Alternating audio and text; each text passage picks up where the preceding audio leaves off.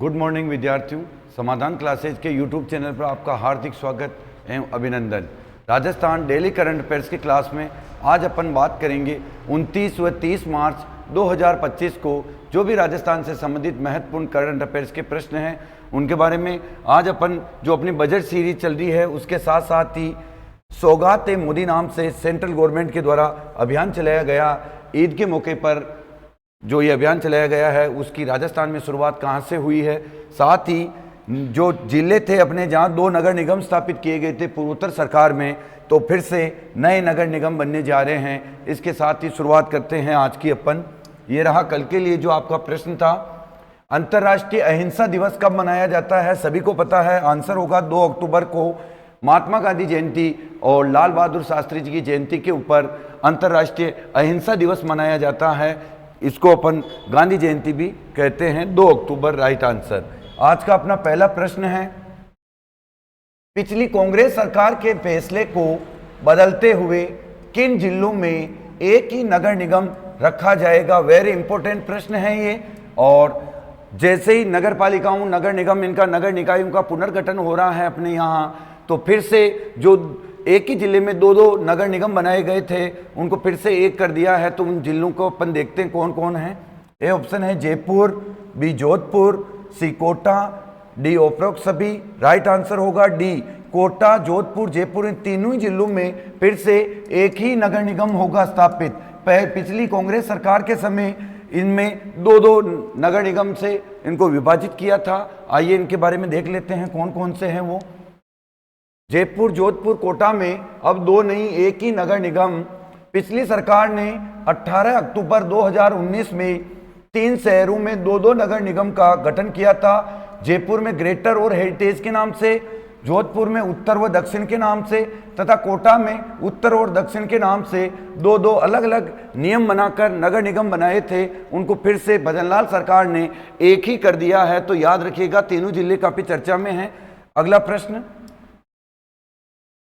ईद के मौके पर सौगात ए मोदी अभियान के तहत किट वितरण का कार्यक्रम राज्य में कहां से शुरू किया गया? यह भी इंपॉर्टेंट प्रश्न है और काफी चर्चा में है।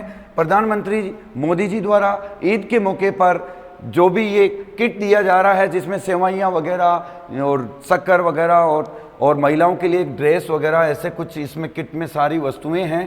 तो अपने राजस्थान में इस सौगात ए मोदी कार्यक्रम की शुरुआत कहाँ से की गई? ए ऑप्शन है Sanganer, B Kishangarh, C Shahpura, D Rajgarh. Right answer होगा सांगानेर, जयपुर से सौगात ए मोदी नाम से ईद के शुभ अवसर पर इस कार्यक्रम की शुरुआत की गई और अपने राज्य के भारतीय जनता पार्टी के अल्पसंख्यक मोर्चा के द्वारा ये कार्यक्रम चलाया जा रहा है और ये किट वितरित किए जा रहे हैं। तो याद रखिएगा, इंपॉर्टेंट है।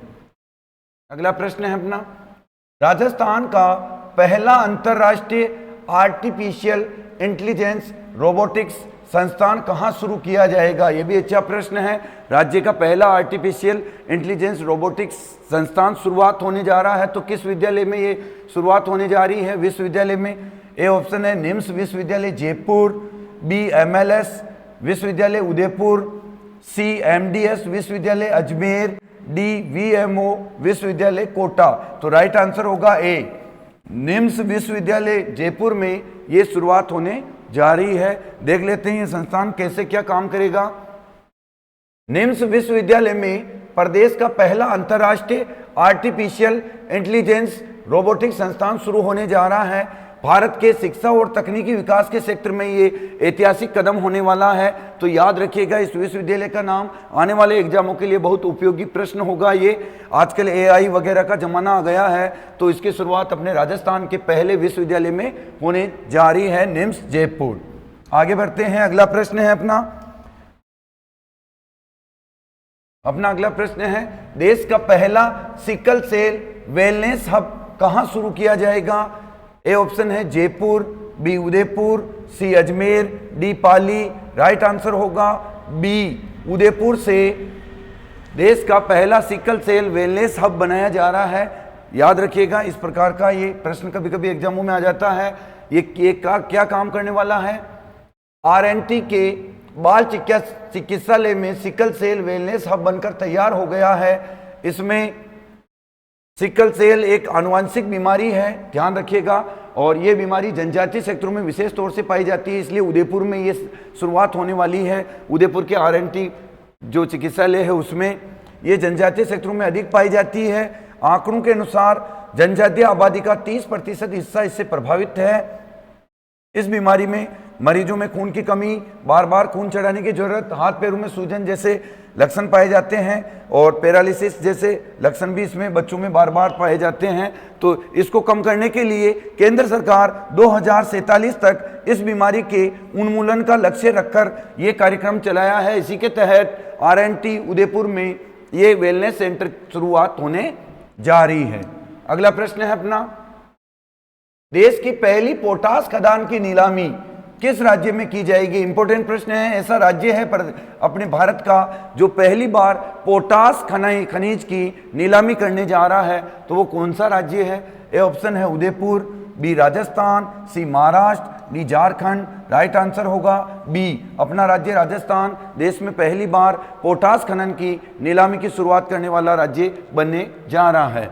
अगला प्रश्न है अपना, हाल ही में राजस्थान पत्रकार स्वास्थ्य योजना का शुभारंभ कब किया गया? वेरी इंपॉर्टेंट प्रश्न है ये। फिर से पत्रकारों के लिए स्वास्थ्य बीमा संबंधी योजना जैसे सरकारी कर्मचारियों के लिए है, उसी की तर्ज पर पत्रकार स्वास्थ्य बीमा योजना की शुरुआत भजन लाल जी द्वारा कब की गई? ए ऑप्शन है 26 मार्च 2025, बी 27 मार्च 2025, सी 28 मार्च 2025, डी 29 मार्च 2025। तो राइट आंसर होगा 28 मार्च 2025 को अपने राज्य के मुख्यमंत्री द्वारा पत्रकार स्वास्थ्य बीमा योजना की शुरुआत की गई है। इसके बारे में और भी देख लेते हैं अपन। पत्रकारों के लिए राजस्थान पत्रकार स्वास्थ्य योजना का शुभारंभ। मुख्यमंत्री ने कहा पत्रकार हमारे लोकतंत्र पहली और चौथा स्तंभ है, तो इनके स्वास्थ्य संबंधी जो भी इनके खर्चे वगैरह होते हैं, अब राजस्थान पत्रकार हेल्थ कवरेज योजना का शुभारंभ कर दिया है। और इसके साथ साथ स्वास्थ्य सेवाओं को बेहतर करने के लिए चिकित्सा ऐप भी लॉन्च किया गया है, जहां आपको घर बैठे मोबाइल से अपॉइंटमेंट ले सकेंगे। तो याद रखिएगा, अच्छी शुरुआत है ये पत्रकारों के लिए। अगला प्रश्न है अपना, हाल ही में राज्य सरकार के द्वारा कौन सा चिकित्सा ऐप शुरू किया गया है? अच्छा प्रश्न है। ए ऑप्शन है नेवा ऐप, बी एकीकृत स्वास्थ्य प्रबंधन प्रणाली मोबाइल ऐप, IHMS, सी राजस्थान संपर्क ऐप, डी इनमें से कोई नहीं। राइट आंसर होगा बी एकीकृत स्वास्थ्य प्रबंधन प्रणाली IHMS। इस ऐप के द्वारा मरीज घर बैठे डॉक्टर की सलाह, जांच वगैरह जो भी चाहिए घर बैठे, लाइनों में लगने की जरूरत नहीं पड़ेगी। और एक ये अच्छा ऐप आया है, इसके माध्यम से राज्य सरकार सभी घर बैठे मरीजों को सुविधाएं देने वाली है। तो इस ऐप का नाम है एकीकृत स्वास्थ्य प्रबंधन प्रणाली। आगे बढ़ते हैं अपन।